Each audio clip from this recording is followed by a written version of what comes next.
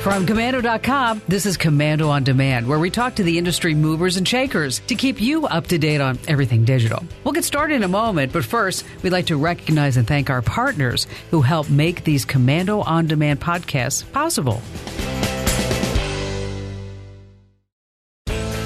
Hey guys, welcome to Commando on Demand. I'm Mike James. I've been with Kim for over 16 years, going on 17 years now. And so I was thinking about it today. I got a great story about Kim, and I'm going to give that to you at the end of this podcast. But it's been a heck of a ride, and I am glad to be here. And now let's get to it. If you've ever lost something of sentimental value, you know how horrible that kind of experience can be. Oftentimes, we keep memories and mementos from childhood, gifts from loved ones, and tokens honoring our accomplishments. But we also have to keep memories in our cameras. And while iPhones are today's method of operation for capturing special moments, there's something to say about a camera full of snapshots from your favorite vacation or a day spent with family at the beach. So it can be a tragic loss to lose a device like that. But thanks to Good Samaritans and a little help from social media, some who have lost their cameras have surprisingly had them returned. Listen to this first story. Sarina Sabukihara was scuba diving off of Japan's Okinawa coast when her friend, who was also scuba diving, ran out of air. Sarina immediately rushed over to help her friend, but unfortunately lost her Canon camera in the process. Now, at the time, she thought the camera was gone forever. Well, everybody would. She never thought she'd see those photos again. Well, fast forward 3 years later, and there's a shocking discovery. In March of this year, students from the Yo-Ming Elementary School in northeast Taiwan found a waterproof Canon G12 washed up on a beach during a cleaning event. It was covered in barnacles. The camera's waterproof outer shell compared in appearance to a rock. After further inspection, however, the children opened the waterproof case to find a digital camera completely intact. And get this, the device even had enough battery power to turn on the display and look at a few images. Now, while the children debated whether or not it was right to take a look through the photos to try to identify who the camera belonged to, they decided it was the best way to get the camera back to its original owner. And once they saw the photos from Sarina and her last scuba dive with the camera, they were faced with the challenging task of finding a complete stranger based solely off those images. So it was no small feat. But the task took quicker than expected when the class teacher, Park Lee, took to social media. Since some of the pictures on the recovered camera were from Japan, Lee posted search messages in both Chinese and Japanese. Mere hours after Lee posted a number of the camera's photos on Facebook with a search message, the post had over 10,000 shares. And soon, Sarina's friends spotted the post and shared the photos with her. She then reached out to Park Lee and explained that she'd last had that camera when vacationing in Okinawa. That spot was over 150 miles from where the device was found. Talk about a long journey. While the Canon camera's waterproof case is a more recent tech innovation, the real heroes of this story are the children and the teacher that was involved in getting the device back to its original owner, Sarina. She was overwhelmed to be getting those pictures back of that vacation in Okinawa, and she actually took a special trip to Taiwan to retrieve the camera and pictures and thank the kids. It's interesting to think about the significance of the device. It wasn't just the fact that the camera was a high-priced item that made finding it so special. It was the fact that it served as sort of a historical preservation of memories otherwise lost to time. And that's the case for countless others who have thought their precious cameras were gone forever. In another case, a camera lost in a shipwreck was found nearly 2 years after the vessel sank to the bottom of the Pacific Ocean off the coast of Vancouver Island. This story sounded like it came straight out of a movie. We'll hear that coming up next. Right now, we want to hear from our partners who help make these podcasts possible.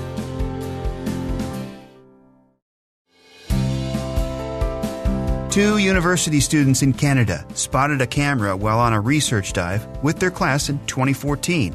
The camera wasn't in the best of shape, and according to a professor who was on the research dive, several species of marine life had made the device their home. But when a dive and safety officer who was on the boat with the students opened the back of the camera up to look for more sea creatures, she discovered a memory card stuck inside. And though that SD card had been inside the camera and spent 2 years underwater, surprisingly, when the officer placed it in an SD card slot on her computer, it worked. The dive team decided to share the images on Twitter to see if they could track down the camera's original owner. Now, sure enough, someone from a local Coast Guard recognized the man in the photos as Paul Burgoyne. Paul had been rescued from a shipwreck in that area of the Pacific back in 2012. Hell broke loose, and there was an explosion, and I hit the dash, then the ceiling, then the floor. Burgoyne, like Serena, thought he'd never see his camera or the priceless photos ever again. And what's more, his photos weren't just from a typical vacation. We spread my mom and dad's ashes in Lake of the Woods, Ontario, and that was a group of family photos from that event. Both the camera and the memory card containing those precious memories were returned to Burgoyne. It had to have been a rewarding moment made even more profound because it allowed him to reflect on his mother and the way his family honored her. In today's episode, we wanted to investigate the role of photos a little bit more. Why do they play such a vital role in our lives? And how does the recovery of cameras from ages ago help us shade in the narrative from our past experiences? Well, professional photojournalist Brandon Stanton from a popular blog called Humans of New York can help us answer that. Over the past 5 years, Brandon's blog turned from a photo archive to a place for storytelling. You might be familiar with the site Humans of New York, which is also sometimes referred to as Hony, H-O-N-Y. That's because it has over 8 million likes on Facebook. Humans of New York began as a photography project in 2010. The initial goal was to photograph 10,000 New Yorkers on the streets and create a catalog of the city's inhabitants. Somewhere along the way, however, Brandon Stanton began asking his subjects questions, and from there, the blog took off. Here's what Stanton had to say on that moment that started it all. I was, for the longest time, I was just doing photography, thousands of portraits. And I remember one day I took this picture of this woman, and she was dressed all in green. And it wasn't that great of a photo. It was okay, but I didn't think it was that good of a photo. And so I didn't really want to share it because I just didn't think I viewed myself at that time as a photographer. And that's what I was. That's what I was trying to be, at least. And so I didn't think that was a good enough photo, but then I got the flu a couple days later, and I couldn't go out and photograph, and I wanted to keep the blog going. And so I was like, well, I've got this woman, and she said something to me. She said, I used to be a different color every single day, but one day I was green, and that was a great day. So I've been green for 15 years. Yeah, right? And she said that, and I was like, oh, well, I'll just put that on the top of the photo. And all of a sudden, it was the most popular photo I've ever had. And I was like, oh, man, there's something to this. Also, according to Brandon, the heart of the Humans of New York is in the stories that the people share. He sees the blog as a continuous opportunity to externalize specific moments from people's lives that provide glimpses into unique perspectives, experiences, and contexts.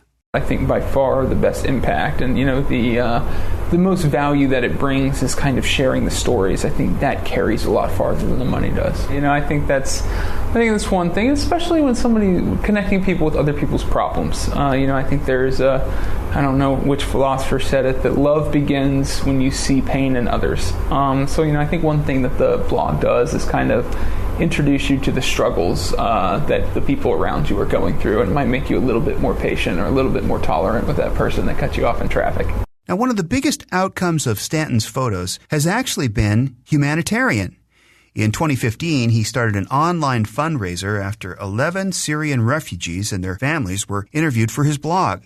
The refugees outlined their struggle in Syria and the difficulty that they faced in relocating to a new country.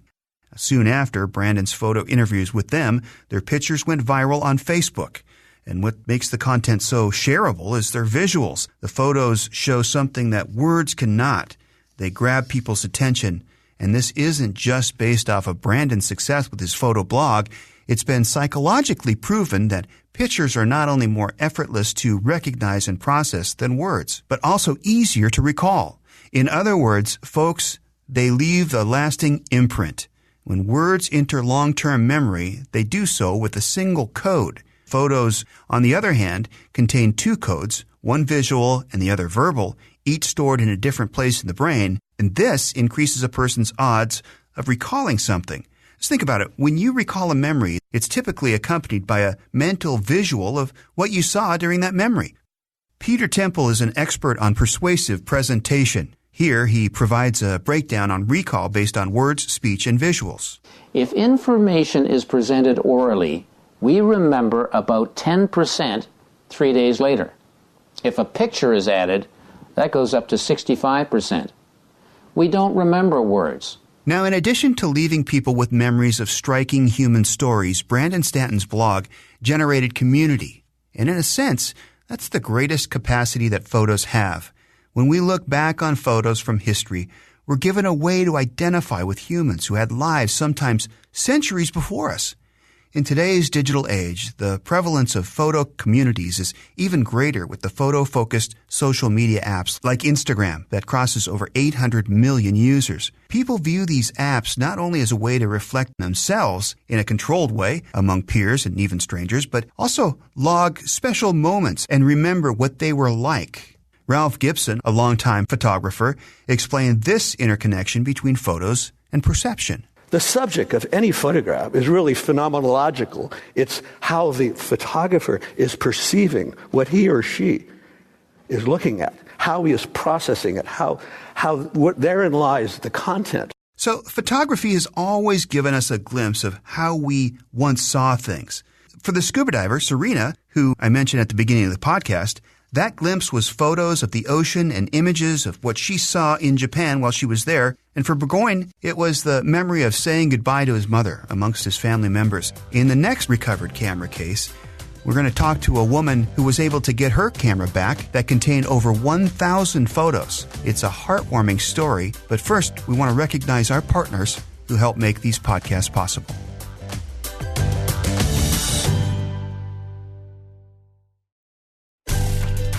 Well, K-Rock in Lake Tahoe is a picturesque place for fishing trips. And Steve Garnett knew that back in 2015 when he headed there on a trip with his friends and spotted something unusual in the water. I'm looking in the water going, what is that? And I thought it was a cell phone. So I pulled out, no, it's a camera. When Garnett opened the camera, as with the past couple of reports, he found a memory card. And soon after, Garnett's friend with a personal passion for photography, Jamie Clark, she decided to help Garnett and post some of those photos from the memory card on Facebook. These were photos of sporting events, family events, and special vacations. And like I said, there were over 1,000 photos. But unlike the last two cases, social media alone wouldn't quite do the trick this time. So Jamie Clark had to do some investigating. And when Clark looked through the pictures again, she realized that the school uniforms from the sporting events might be a clear giveaway of the camera's owner. So she contacted the Utah school teams that were worn in the pictures, and Clark was able to identify Jana Levitry, the young woman who had dropped the camera while sailing on Lake Tahoe in September of 2011. Here's what Jana had to say about getting that camera back. It's just surreal. I just can't believe it. And to think that it wasn't found by scuba divers, but it was actually reeled in by a guy who thought he caught a fish. That just makes it even cooler. As a result of social media, these past three stories have had happy outcomes in relatively short time spans, but recovering old memories wasn't always that easy. In our next case, we'll touch on some of history's most long-standing photographical findings. The first of these findings was made in 2007, over a half century after anyone had laid eyes on the discovered photos. Where were they discovered? In New York. The photos themselves were taken by three photographers known by the names of Robert Capa, Gerda Taro, and David Seymour. It was during the Spanish Civil War. These three bravely captured both harrowing scenes of violence and shots of ordinary life. Though Capa was accidentally killed by a tank while photographing a battlefield, the other two photographers concluded their work in 1939 when the Spanish Civil War ended. World War II was about to begin, and both Taro and Seymour knew that as Jews with left-wing histories, they'd have to leave Europe.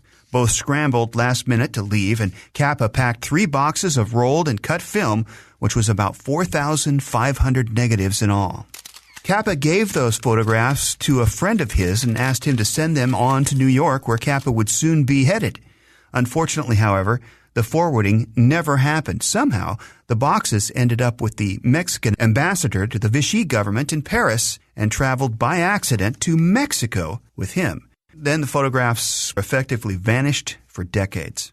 In 1999, Cornel Capa, Robert's brother and founder of the International Center of Photography, got word that those boxes surfaced in Mexico. But Capa's informant was elusive, and the lost film wouldn't arrive in New York till 8 years after that, in 2007. Now, since the miraculous delivery of those 3 boxes containing pictures that tell never-before-seen stories of life in the Spanish Civil War, the film's been processed, digitally scanned, printed, and closely studied.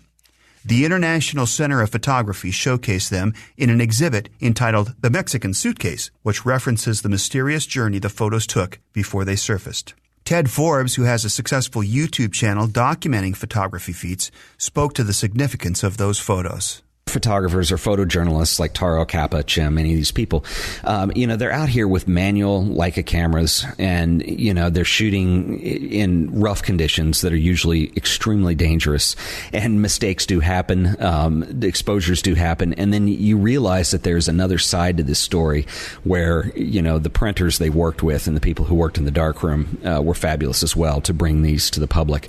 But there's some really wonderful images in here, and it's really interesting to see them presented in this way as a study aid, not just from a historical significance in terms of photography and, the geeky side of us as photographers that want to see this, but also the historical side and the documentation that goes into, the Spanish Civil War, which was a major world event, basically keeping the world from falling to fascism. And, it's a pivotal event in world history, and it's a pivotal event in the history of photography, and these images are what serve most of that. So really, those photos provided not only how valued visual relics are, but how greatly they can improve our connection with the understanding of the past. In another historical case, a historian, Gene Mueller, came across a camera while searching for artifacts from the World War II Battle of the Bulge.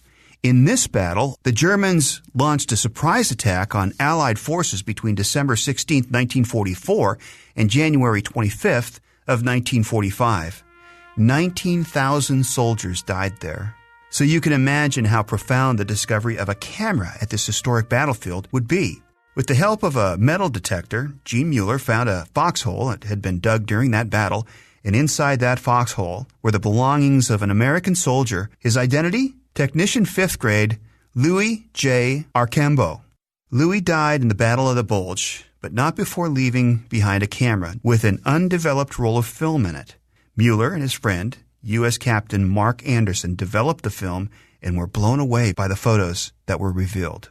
Unfortunately, however, in a turn of events, the two men noted that they were not in a darkroom when the film was supposedly developed and did not see the negatives or prints. At least 2 of the photos that were claimed to belong to Archambault's camera were found in the National Archives in Washington, D.C. So it's unclear if the other photos allegedly retrieved were part of a hoax, but the finding of the camera alone drew a lot of media attention.